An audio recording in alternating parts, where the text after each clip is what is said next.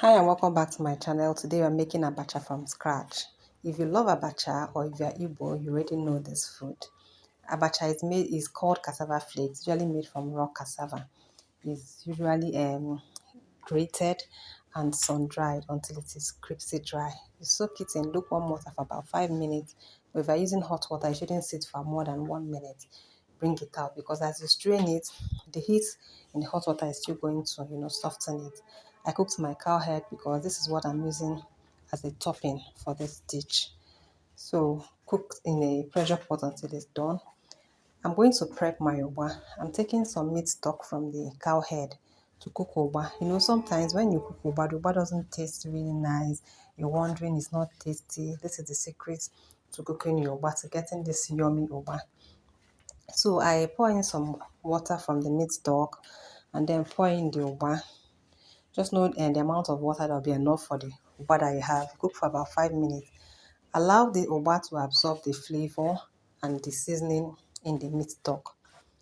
Allow it to dry up and take it off the heat.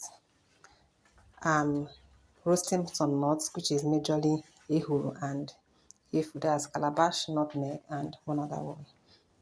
When I'm done with the Ugba, I set it aside.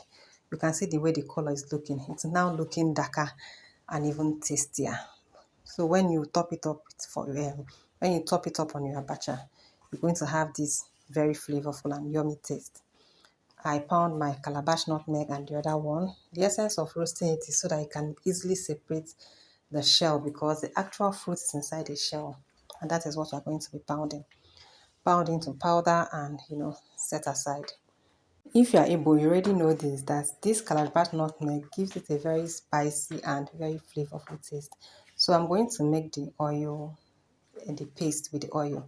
So I have baking soda and I also have ungo, this black substance by the side. Ungo is always available in the southeast, but if you're living outside Nigeria, you can always use baking soda. Baking soda does the job. So if you can't access ungo, even if you're inside Nigeria and you don't have ungo at that point in time, just use your baking soda, dilute it in water, and it's going to do the job. So I take about a teaspoon of ungo, pour in some water in it. This ungo is usually gotten from the thorns in the palm fruit. That's where it's usually gotten from. Dry the thorns and then you burn it. It's going to help curdle your oil properly. So I poured in some amount of ungo. Maybe I should have allowed it to settle because the water is darker. However, it still did the job. So stir it around so that this oil can curdle. You can see it's turned into a yellow paste. This is what we call ncha abacha for the Igbos. Or even if you're not Igbo or you've not heard this, it is called ncha abacha, this curdled oil paste. Then I begin to season salt, a little bit of seasoning. When you're doing abacha, be very cautious of your seasoning because any small mistake, taste can be very, very harsh. Added some crayfish and this is my blended pepper. I always have readily available in my fridge, so I just bring it out and use it whenever I want to. Stir this together, combine it, and we're almost halfway through because everything has been, prepped. When you're done combining it, you need to taste it to ensure that the taste is on point.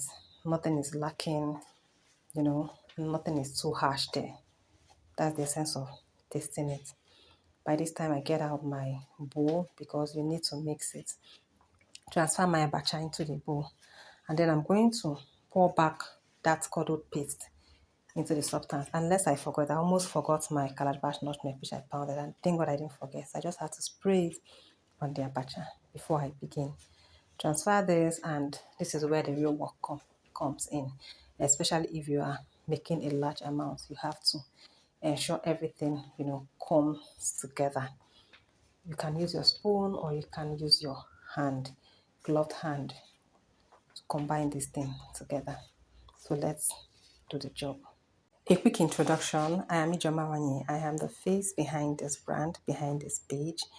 Here I share my kitchen chronicles and a bit of lifestyle. Most times I share baking vlogs. If you are new here, please subscribe, hit the share button, share to people who would like to learn how to make abacha, people who also like to learn baking recipes. Share this video with them and they will thank you later. Please subscribe to my YouTube channel, share, like, give me a thumbs up, and drop your comments. If you have any question, I'm glad to answer them. Just drop them in the comment section.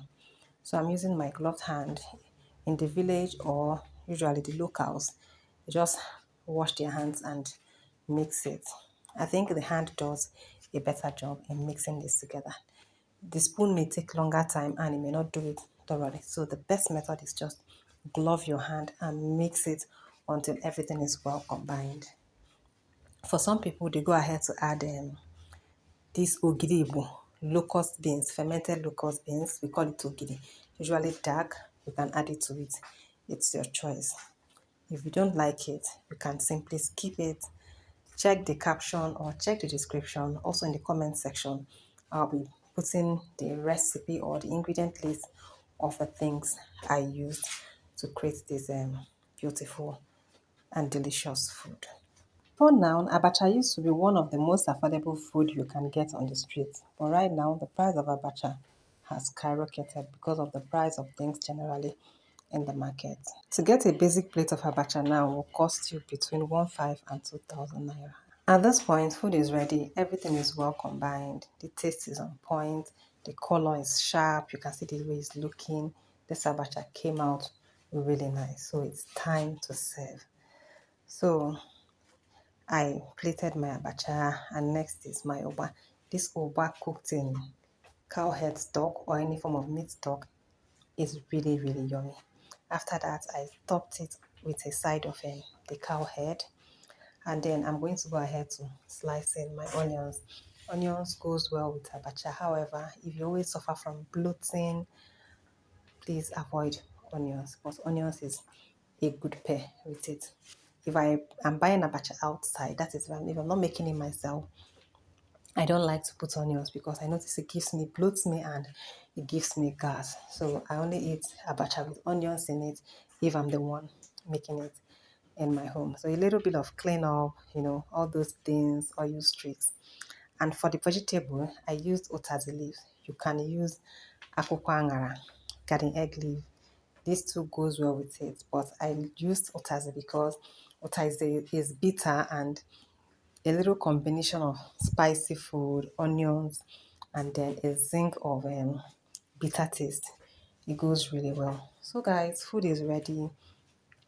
Please like, share, and subscribe. This abacha tasted really, really, really, really nice. It was so yummy. I didn't finish this. This is a whole meal. In fact, this place can comfortably serve 2 adults. Bye.